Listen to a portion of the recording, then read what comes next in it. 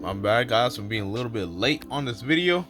Here goes the review on the Samsung Galaxy Odyssey book 2021. It doesn't really look new since I bought it used, so obviously, you got some missing things over here, like the Ethernet thing over here is missing.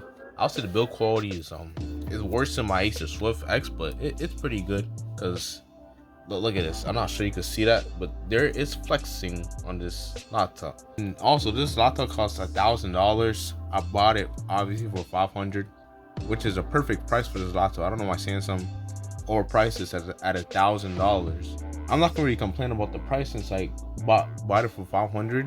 But come on, Samsung, $1,000 for a gaming laptop that has a 60 hertz screen, 1080p, and a 3050 Ti with a 11th gen i7. Come on, man, that's like a good, I'll say good $600-$700 laptop. And this is the 8GB variant. I obviously upgraded to 16GB. Here goes the bottom of it. Obviously it's used because you got a missing screw. I gotta tape it because it was opening up, so I taped it. Got a missing screw, missing rubber, fans. There's a dent over here. So I made this dent, not gonna lie. I'm gonna turn it on and show you guys how it is right now. Let's make it a little bit different, I'm gonna go to the cons and the positive.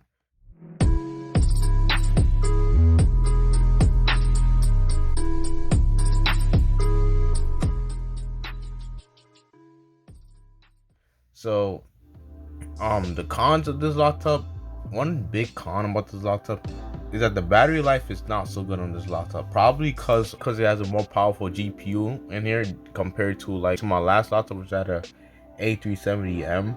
And I think the battery was worse on my other laptop. Not the battery life, I'm talking about the battery specs in there. Those smaller hours, it has way less milliamp hours than this laptop. And I checked the battery health on this. Since this laptop is used, battery health is pretty good, so it's not the battery health issue. As you can see, this is me just having it on the desktop, and we got how much hours you have left. Is it gonna calculate? Yeah, we got 41 minutes. See this, 41 minutes just on the desktop. On my other laptop, I would get 3 hours just by Wallpaper Engine running in the background. And I'm pretty sure it's running in balance mode or optimized mode, because you do have performance mode on this laptop. So yeah, it's on optimized mode. So yeah, bro, I don't know. The battery life just obviously sucks on here because the Nvidia, and it's also a thin laptop. Another thing that I don't like about this laptop is that it's loud. I know I said I have my Acer Swift X, I wish the fans spin a little bit more faster, but the fans does spin very fast on this laptop, which I love. But it is loud, bro. It is loud. It's ideal, for example, on here, you can still hear the fans. It doesn't really turn on a slow speed. It turns on like 2000 RPM. If I could just show you with this thing, yeah, it turns on around 2000 RPM, but right now it's on 3000 RPM, and it's really loud on 3000 RPM. I don't like how it turns on during 2000 RPM, because if it gets colder than 60 degrees, the fans will just not spin. But when it goes 60 degrees, the fans will automatically spin at 2000 RPM. It's fine, but I don't know. If you guys don't like loud laptops, obviously don't get this. This is a gaming laptop. I call this a low profile gaming laptop because this does not look like a gaming laptop. This is like a regular laptop, like a regular Samsung laptop. So yeah.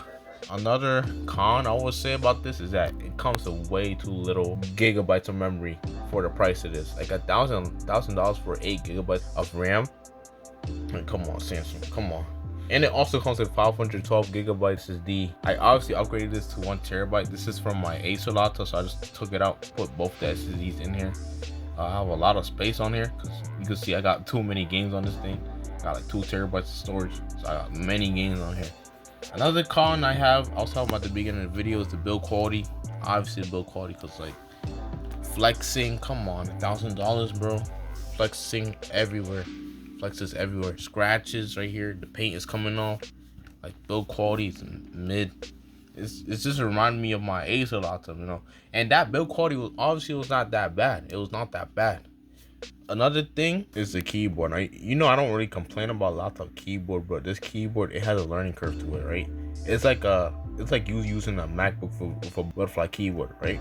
But other than that, the keys the keys does feel nice, but like there's a learning curve to it. Cause like, well, for this laptop, you gotta shift over to a little bit to the right side, cause it has a number pad, and the number pad is like pushing it more to the right. So once you type on here, you notice that it's a little bit weird. Like, if I could show you a good example, hold on. Like you can see that these keys are much more spaced out, but these are much like closer together. So like when you type in, you're gonna find yourself making a lot of typos. You know, like for example, when you try to press J, you're gonna press K. You know, backspace, you're gonna go over here. Cause like as you can see, this keyboard is normal, but this is like a learning curve keyboard. I think all Samsung laptops are like this.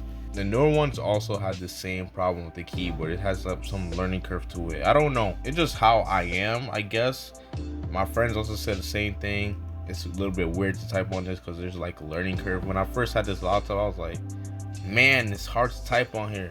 But I got used to it pretty much. Another thing I would say again is the freaking screen. You know, I complain about this on my other laptop. The screen. At least it's bright this time. The laptop is bright. I'm not sure you can see that video probably, but it is bright. The color is also good because I didn't have to like change it up or anything. The screen is alright, everything is alright, but the biggest thing I don't like about it is that how is it $1,000 but it's 1080p at 60 hertz? Obviously I overclocked the screen, if you know if you know how to do that. Just search up a video how to do this, but some displays don't support overclocking, but this one does, so I'll put it to 75 hertz. Anything higher than 75 hertz, the screen will just break. But anyways, yeah, I had to like put this on 75 hertz because why is it 60 hertz, or why is it 60 hertz on a $1,000 laptop? But other than that, man, that's basically all the cons I have with this laptop. Let's go to the positive, you know.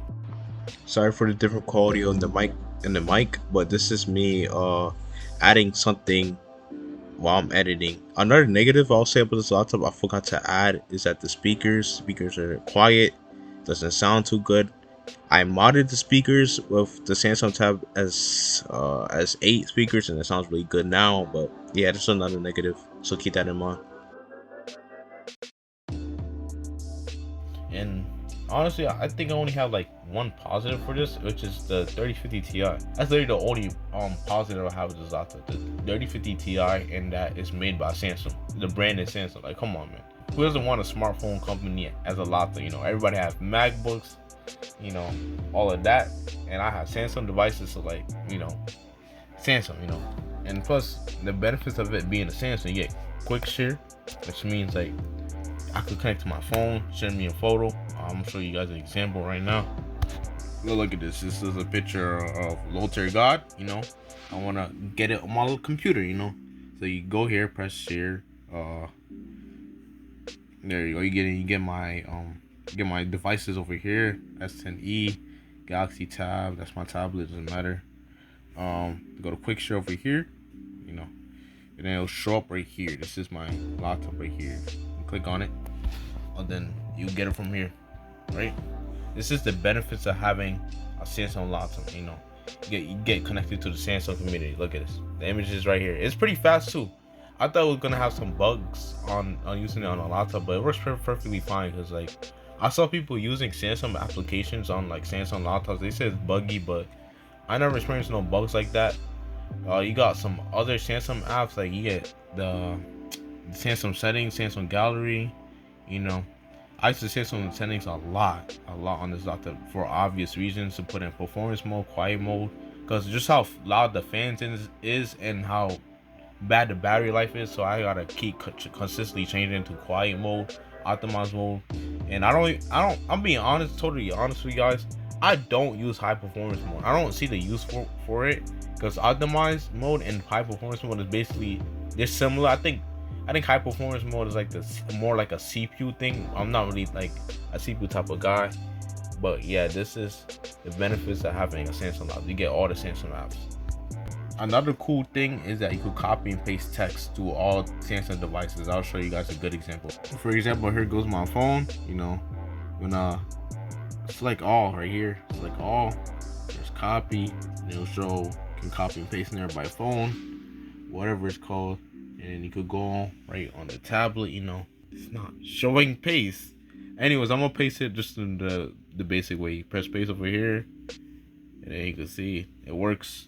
And then, for example, the computer, you know, and you can go press Control V, I believe, and it didn't work. But anyways, it works between the Android devices or whatever. But that's pretty cool, man. It's pretty cool. Anyways, guys, that's it about this laptop. Basically, you got two positive with this laptop. That it's Samsung, so you get to stick to the Samsung community, which is you like, getting your images from the phone, quick share, copy and paste text between your Samsung devices. You can also send messages through here because it's a Samsung laptop, and also it got Nvidia. Other than that, this laptop's overpriced, just like my Swift X, sadly. Would I recommend this laptop? I mean, sure, if you got a lot of money and you don't care about the hertz or whatever, only care about it being a gaming Samsung laptop. I think this is the only one they made, the only gaming Samsung they made. They have the Ultra, but I don't really consider that a gaming laptop. It's more like a creator's laptop. Um, but yeah, it's pretty good. It's not that bad. But I forgot to tell you guys one more thing. This wouldn't matter that much. It has a 3050 Ti, but it's not really a regular 3050. It's a Q Max. This means that it runs at a lower power. Obviously, for the battery life, because this laptop is actually thin. Battery and heat, actually, because laptop is thin. It does still perform like a 3050 Ti. It's just that it's lower watts. So I'm not sure it's gonna impact you guys that much, but it doesn't matter. But anyways, thank you for watching this video. Hopefully you like and subscribe, and peace out.